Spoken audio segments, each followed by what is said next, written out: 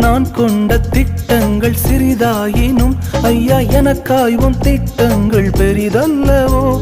புழுதியில் இருந்து என்னை உயர்த்தினீரே, ராஜாக்களோடு அமர்த்தினீரே. புழுதியில் இருந்து என்னை உயர்த்தினீரே, ராஜாக்களோடு அமர்த்தினீரே. உந்தன் கிருபைகளை எண்ணி நான் பாடுவேன், உந்தன் மகிமைதனை தினம் நான் ருசிப்பேன். அல்லேலுயா அல்லேலுயா அல்லேலுயா அல்லேலுயா. உம்மை உயர்த்துவதே எங்கள் நோக்கமையா, உம்மை பாடுவதே எங்கள் மேன்மையா.